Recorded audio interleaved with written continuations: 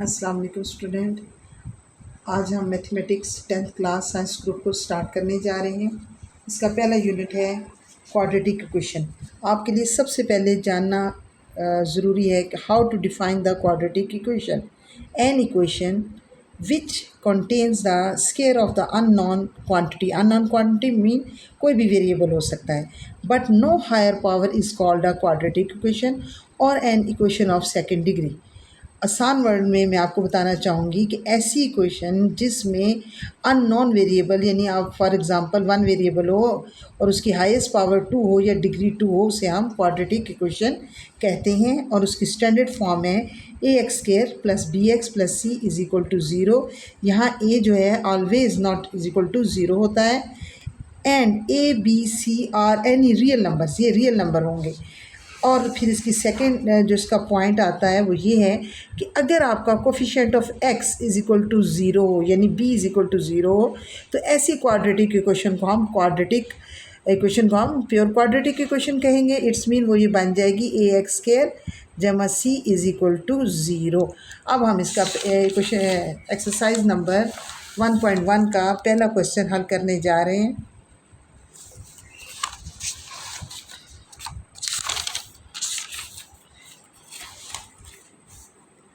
Write the following quadratic equation in the standard form and the point out the pure quadratic equation। मतलब यहाँ आपने यहाँ देखें, आपको कोई भी ऐसा क्वेश्चन नंबर 1 देख लें, 2 देख लें, 3 देख लें, ये किसी कोई भी इनमें से A X square plus B X plus C की फॉर्म में नहीं है, तो हमने इन्हें इस फॉर्म में लाना है। स्टैंडर्ड फॉर्म का मतलब ये है कि हमें कोई सवाल को A X square plus B X plus C is equal to zero की फॉर्म में लाना है, यानी उसकी ये शक्ल बनानी है। अब जैसे क्वेश्चन नंबर 1 है X plus 7 into X minus 3 is equal to -7। अब देखें, जब दो ब्रैकेट्स के दरमियान कोई भी साइन नहीं होता तो आपस में मल्टीप्लाई हो रहे होते हैं, तो सबसे पहले हम इन्हें मल्टीप्लाई करेंगे। एक्स माइनस 3 प्लस 7 फिर X minus 3 is equal to, अब ये -7 इस तरफ ले आएँ ताकि राइट हैंड साइड पे ज़ीरो रह जाए। अब मल्टीप्लाई करें, एक्स को एक्स से मल्टीप्लाई करेंगे एक्स स्क्वायर, फिर ये माइनस एक्स को 3 से मल्टीप्लाई करेंगे 3x, फिर plus 7x plus minus 21 plus 7 is equal to zero. अब देखें एक्स स्क्वायर जमा 4x, अब देखें -21 और प्लस 7 -21 प्लस 7, इसको हम हल करेंगे प्लस माइनस माइनस, तो ये आपके पास आ जाएगा 14। हमेशा जो सिंबल होता है वो बड़ी वैल्यू का आता है, तो ये -14 इज़ इक्वल टू ज़ीरो। अब आप इसे इक्वेशन नंबर 1 से और इसको इक्वेशन नंबर 2 रख लेते हैं, इनको कंपेयर करें तो ये सेम शक्ल बन गई है, यानी ये क्वाड्रेटिक फॉर्म बन गई है और यही आपका आंसर है। अब हम इसका क्वेश्चन नंबर सेकेंड हल करेंगे और वो भी इसी तरह हल होगा। एक्स स्क्वायर प्लस 4/3 माइनस, अब ये देखिए ये फ्रैक्शन फॉर्म में आ गया। तो फ्रैक्शन फॉर्म के लिए आपको याद होना चाहिए, आपको बचपन में से हम आपको समझाते हैं कि जब भी जो भी डिनोमिनेटर आता है सबसे पहले उसका एलसीएम लेना होता है।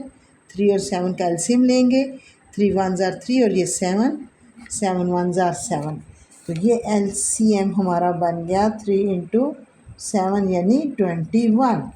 अब आपने सॉल्यूशन लिख के पहले सवाल लिख लेते हैं।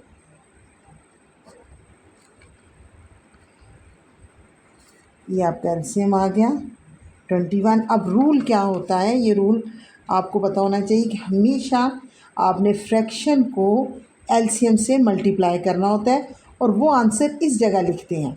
ठीक है, अब देखें एक्स स्क्वायर, ये मैं रफ अमल कर रही हूँ, 3 को हमने 21 से मल्टीप्लाई किया, 3 1 ज़ार 3 3 7 ज़ार 21। अब ये 7 इन दोनों से मल्टीप्लाई होगा, एक्स स्क्वायर प्लस 4 से, तो 7x स्क्वायर प्लस 7 4 ज़ार 28।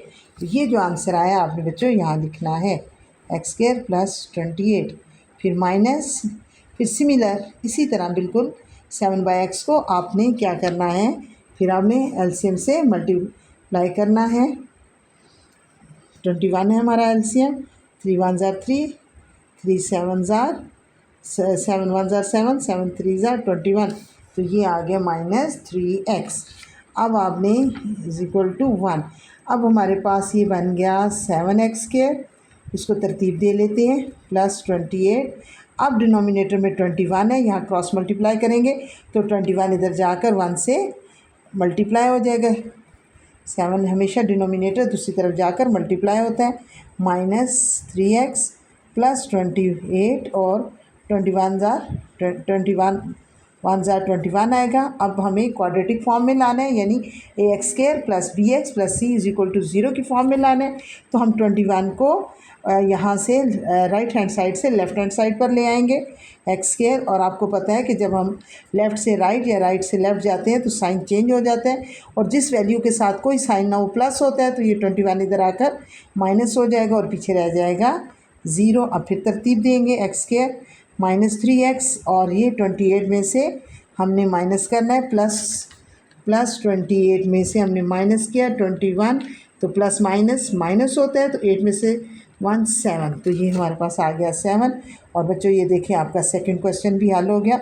और चेक करें कि इसमें और इसमें बिल्कुल सेम फॉर्म है, ax² यानी पहले बड़ी वैल्यू, फिर उससे छोटी, फिर कांस्टेंट इज इक्वल टू 0। तो ये इनकी स्टैंडर्ड फॉर्म बन गई। अब जो बाकी सवाल है मैं आप लोगों के लिए हल कर दूंगी सारे के सारे, और मेरे वीडियो में ये अपलोड होंगे।